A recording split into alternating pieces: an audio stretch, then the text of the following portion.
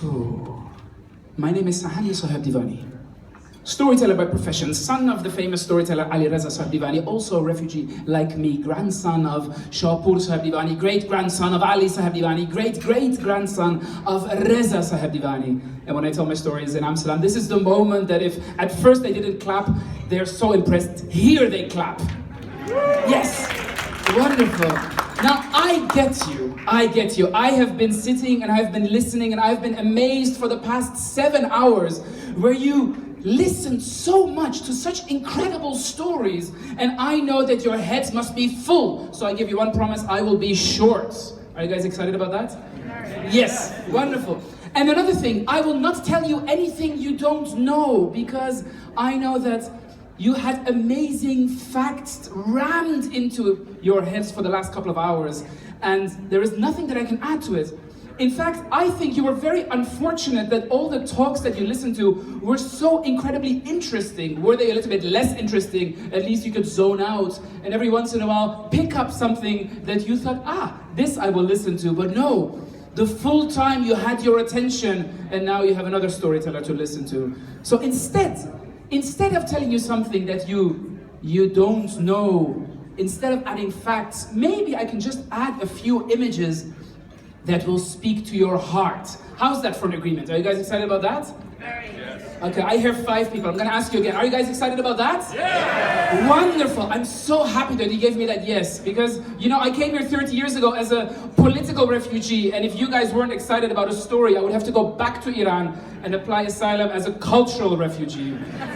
There they still listen to stories, but you guys, you're not doing too badly. Now, one image my father introduced by you. My father is a big man, a strong man, a proud mustache, and he came to the Netherlands and he brought with him these stories, and every night before I would go to sleep, it didn't matter how late my father would come home, he would go to my mother and he would say, Parvin, can I share one more story with my son? And always she would say, no, that's not the way they do it in the Netherlands. He has to sleep in the morning, he has to get up, and he has to fill his head with facts, and he has to learn, and he has to be well rested. And my father would say, come on, he can do the book learning tomorrow. One story, he's not going to sleep before he gets it. And I would go with my father, and like this, I kept that Iran that was taken away from us, that homeland that we left behind, like so many of the refugees that you talk about. But in doing so, I noticed something else.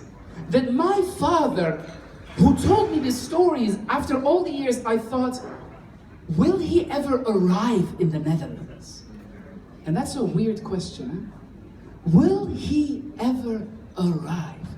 This proud Persian man who can trace his lineage for 4, 5, 6, 7 generations. This proud man who carries his culture on his both shoulders, knowing that even if his sons will never return to Iran, at least I will have done my part to pass it down. Will he ever arrive in the Netherlands?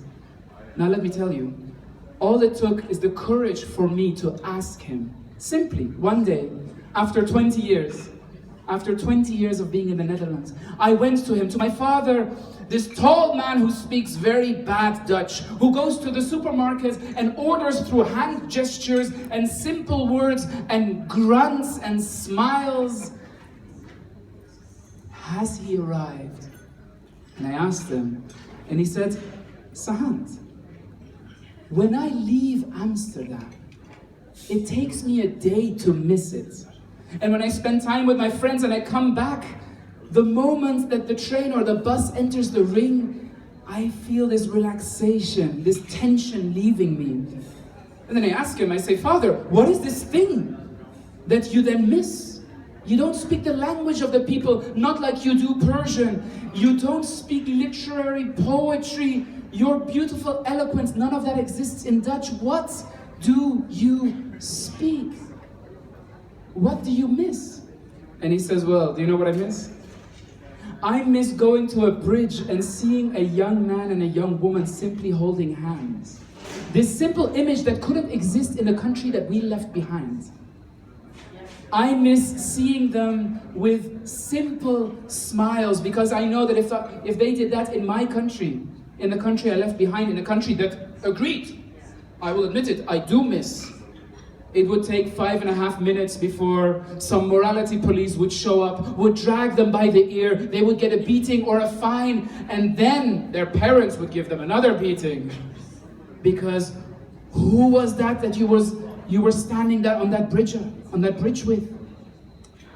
Well, that's my father, and that is me. A refugee, second generation, first generation and a half, because I have that image of going on the horseback and leaving on the mountains. And this boy, this refugee, came to your conference. And I have to admit, I was a little bit skeptical. Because you see, when we arrived in the 1980s, the Netherlands did not have refugees. Well, there were a few Chileans who had arrived. And when these Iranians came here, not knowing that the Netherlands even was a country that you could apply for asylum, well, we were on our way to Canada, and I know that the Dutch don't like to hear this because they're so proud of their tolerance, and they think that the refugees in Iran were looking at the catalog and going like, Holland, Holland, Holland, yes. We're gonna go there. We had no idea, we simply missed our flight at Schiphol Airport. And now I'm a proud Dutchman.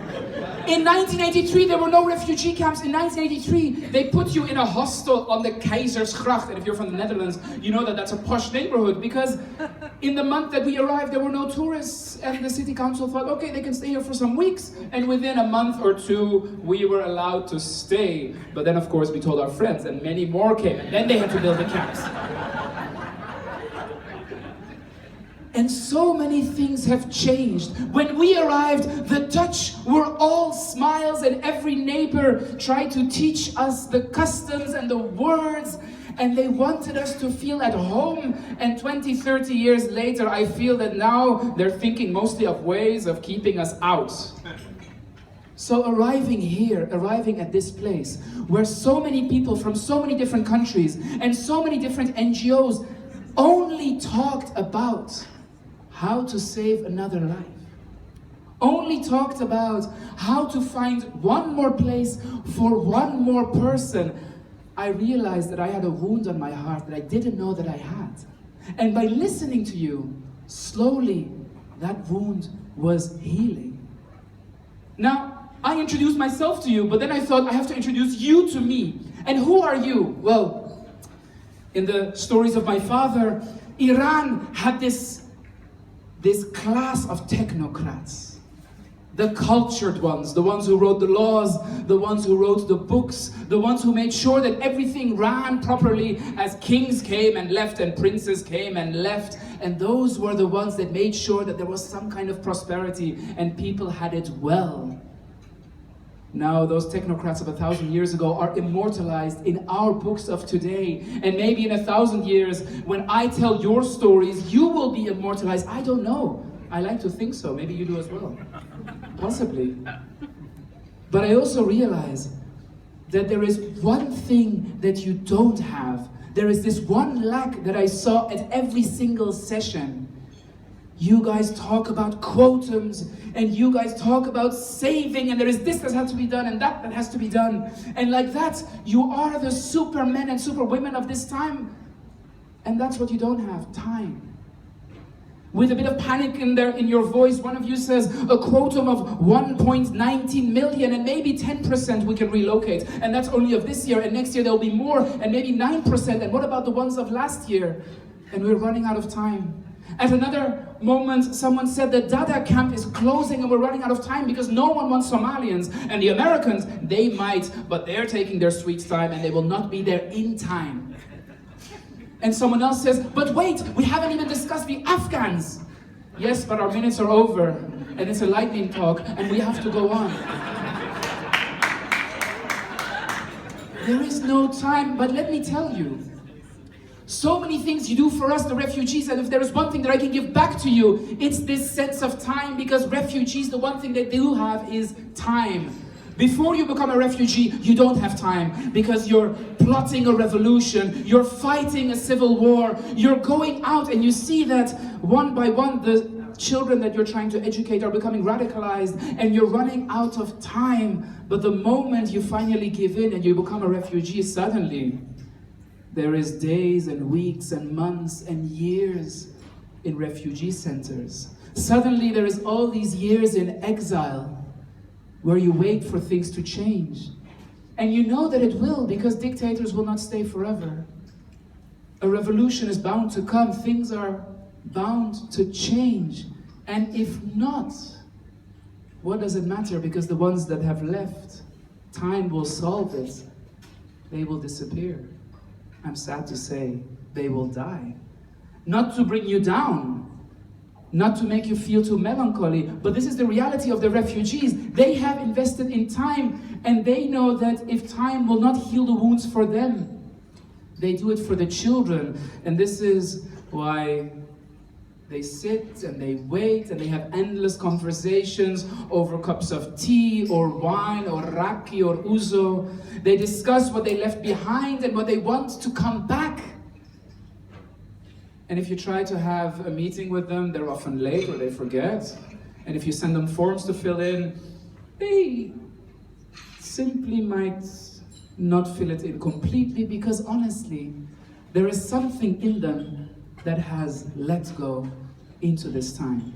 Now they can learn from you, because you can make this fire in them alive, but maybe they can teach you to cherish this time. And yes, I know that your time is running out. I know that you're working so hard. I saw it, and this was only the one day. Now I will leave, but you will have more days of this conference. And every day you will try to cram in meetings, and you will try to meet as many people as you can, because that person will go to Africa and another person will go to Asia, and you don't know when you will see them.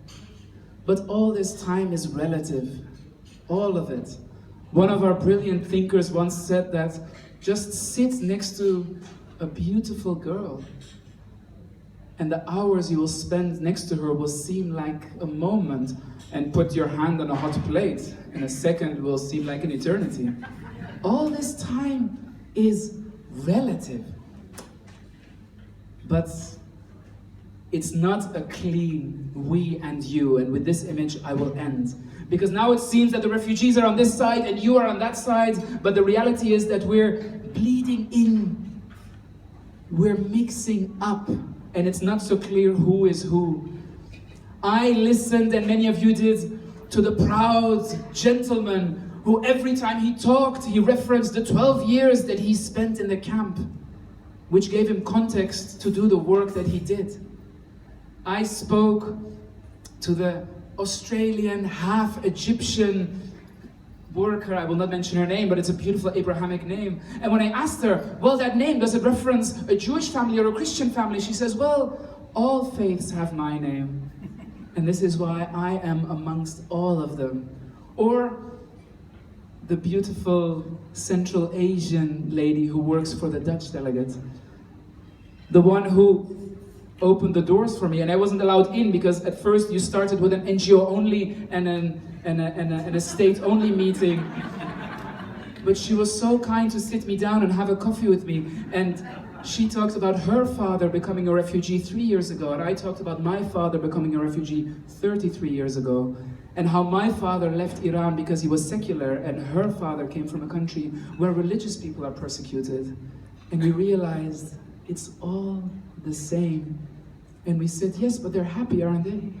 Because they're safe. And then came a silence which spoke a lot. And after that we smiled.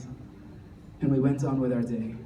So ladies and gentlemen, I'm sure I didn't tell you anything you didn't know, but hopefully some of these images will stay with you, and hopefully you will think of them in these next couple of days when you will talk and discuss and maybe give a few other future ones like me the chance to do what I do many years down the line. Or maybe later, in days, weeks, months, you will think of this storyteller. I don't know. That was my story. Thank you so much.